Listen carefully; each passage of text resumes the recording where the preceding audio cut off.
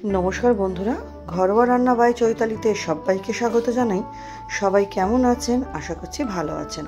आजके आमार रेसिपि होच्छे गुड़ आम। गुड़ दिए और आम दिए दारुण स्वादेर एकटी आचारेर रेसिपि करे देखाबो, जेटा खेते लागे दुर्दान्त और एर स्वाद भोलार नय बंधुरा। एजন্য আমি চারটে আম ভালোমতো ধুয়ে নিয়েছি। এবার আমগুলো আমি আপনারা যদি আমের পরিমাণ বেশি চান বেশিও নিতে পারেন। আমগুলো ধুয়ে আমগুলো আমি বোটা ছাড়িয়ে ভালো মতো গায়ের খোলাগুলো ছাড়িয়ে নেব। আপনারা চাইলে খোলা শুদ্ধও করতে পারেন, আমি খোলা শুদ্ধ করিনি, আমি খোলাটা ছাড়িয়ে নিয়ে করছি। এইভাবে প্রত্যেকটা আমের আমি খোলা ছাড়িয়ে নিয়ে আমগুলো পিস পিস করে কেটে নেব।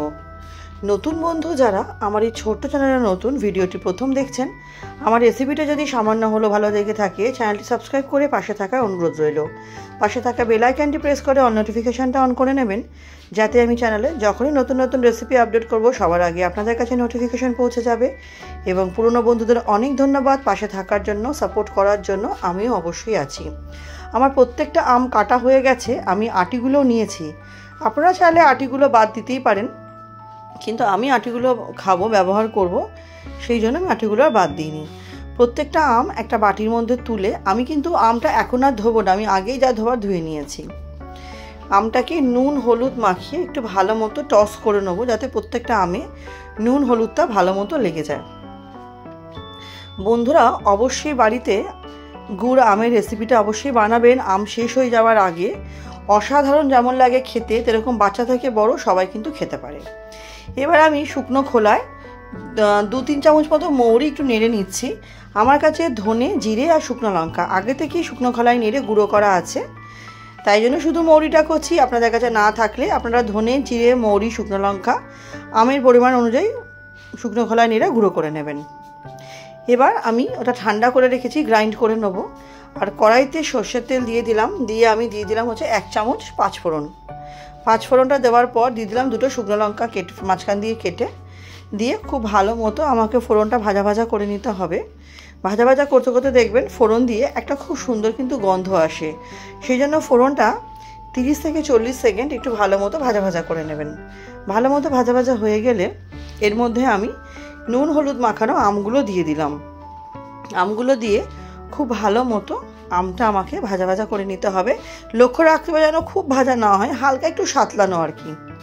আমের রঙটাও চেঞ্জ হবে, সুন্দর একটা রঙ চলে আসবে আমের গায়ে। বন্ধুরা এরকম গুড় আমের রেসিপিটা বন্ধুরা আমার মেয়ের যেমন খুব পছন্দ হয়েছে, সেরকম বয়স্করাও এটা খেতে পারবে। যারা একটু আম পছন্দ করেন বা চাটনি আচার টাইপের জিনিস পছন্দ করেন খেতে পারবেন। এটা ভাতের সাথেও খাওয়া যায়, আমি তো শুধুই খেয়েছি। দেখুন আমগুলো আমার ভাজা হয়ে এসেছে, এর থেকে বেশি কড়া করে আমি ভাজবো না। আপনার সাথে গল্প করতে করতে আমগুলো ভাজা হয়ে গেছে। রেসিপিটা আশা করছি আপনাদের ভালো লাগবে। ভালো লাগলে অনুরোধ করবো অবশ্যই কিন্তু ট্রাই করবেন। কেমন লাগলো কমেন্ট সেকশনে জানাবেন। আপনাদের কমেন্টে রান্না করার অনেক উৎসাহতা পাই আমি। আর বন্ধুরা একটাই অনুরোধ করব, ভিডিওটি প্লিজ স্কিপ করবেন না, কারণ ভিডিওটি আমার খুব একটা বড় না।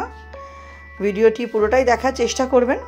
এবার আমি 1 বাটি আমার কাছে আখের গুড় ছিল, সেই আখের গুড়টা দিয়ে দিলাম। সেই আখের গুড়টা দিয়ে ভালো মতো যতক্ষণ আখের গুড়টা গলে যায় একটু ওয়েট করতে হবে। মাঝখানে একটু খুন্তি দিয়ে নেড়ে দেবো আমি। বন্ধুরা একটা কথা বলার আছে, আপনারা যারাই ভিডিওটি দেখা শুরু করবেন অবশ্যই এটা লাইক দিয়ে দেখা শুরু করবেন, কারণ লাইকের থেকে কিন্তু কমেন্টটা বেশি আসছে। আপনারা অনেকেই লাইকটা দিতে ভুলে যাচ্ছেন, বুঝতে পারছি, তাই অবশ্যই লাইকটা দিয়ে দেখা শুরু করবেন বন্ধুরা। আর কেমন লাগলো অবশ্যই কমেন্ট সেকশনে জানাবেন। ভালো লাগলে অবশ্যই শেয়ার করে দেবেন পরিবার এবং বন্ধুবান্ধবের সাথে, যাতে তারাও রেসিপিটা দেখতে পারে। দেখুন গুড়টা কিন্তু আমার গলতে শুরু করেছে। আমি খুব সামান্য একটু জল দিলাম, কারণ আমটা আমার সেদ্ধ করার ব্যাপার আছে। খুন্তি দিয়ে আমি এবার ভালো মতো নেড়ে দিচ্ছি। খুন্তি দিয়ে নাড়াচাড়া করে নেবো একটুখানি বন্ধুরা। এটা নাড়াচাড়া করে নিয়ে এটা দেখবো হালকা, দেখুন এটা ফুটতেও শুরু করেছে, আমার ভালো মতো ফুটতে শুরু করেছে। এবার এটাকে আমি ঢাকনা দিয়ে রেখে দেবো। এর মধ্যে আমি একটুখানি কাশ্মীরি লঙ্কার গুঁড়ো দিয়ে দিচ্ছি, যাতে রঙটা সুন্দর আসে। নুনটা অবশ্যই আপনারা চেক করবেন। আমি আমটা মাখার সময় নুন হলুদ দিয়েছিলাম, পরে আবার দেবো।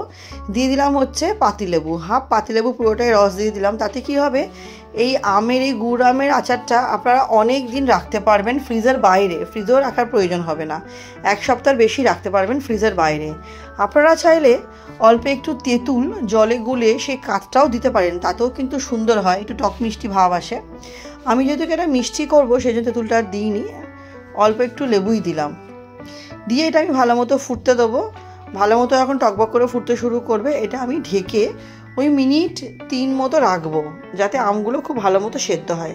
মিনিট 3 পর দেখুন আমার গ্রেভিটা অনেকটা কমে এসেছে, আর আমগুলো বেশ দেখে মনে হচ্ছে ভালো মতো সেদ্ধ হয়ে গেছে। আমি এটা এবার কিছুক্ষণ নাড়ি চাড়িয়ে নেবো বন্ধুরা।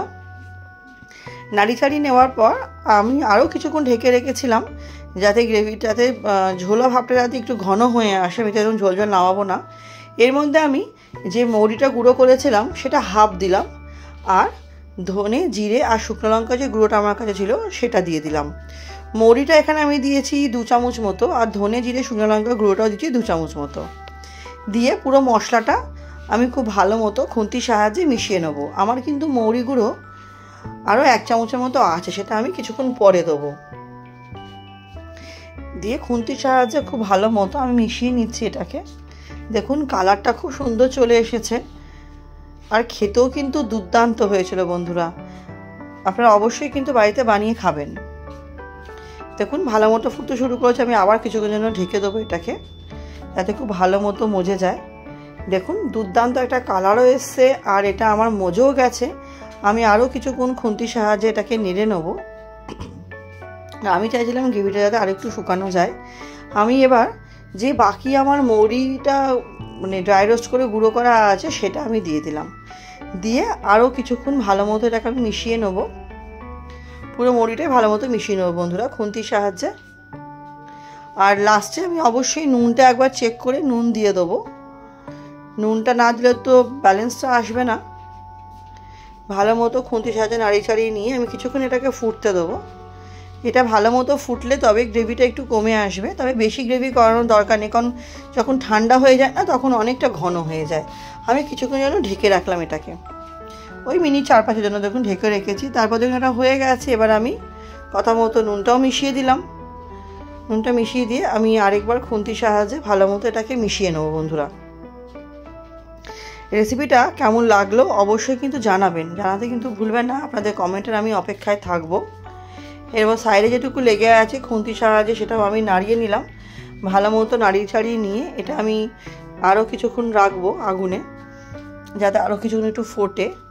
এটা যত ঘন করবো বন্ধুরা তত এটা ভালো হবে, এই কারণে বেশি দিন আমি রাখতে পারবো। দেখুন এটা আমার কমপ্লিট হয়ে গেছে। এবার পরিবেশন করার পালা। ভিডিওর জন্য বন্ধুরা এটা আমি প্লেটের মধ্যে পরিবেশন করেছি। ভিডিও হয়ে যাওয়ার পর আমি কিন্তু বোতলে রেখে দিয়েছিলাম। তাহলে ভিডিওটা তো আমার শেষ হয়ে গেছে। কেমন লাগলো অবশ্যই আপনারা জানাবেন। আর আজকের মতো ভিডিওটা আমি এখানেই শেষ করছি। নেক্সট দিন আবার হাজির হব নতুন কোনো ভিডিওর সাথে, কোনো রেসিপির সাথে। সবাই ভালো থাকবেন, সুস্থ থাকবেন। আর কেমন লাগলো কমেন্ট করে জানাতে কিন্তু ভুলবেন না।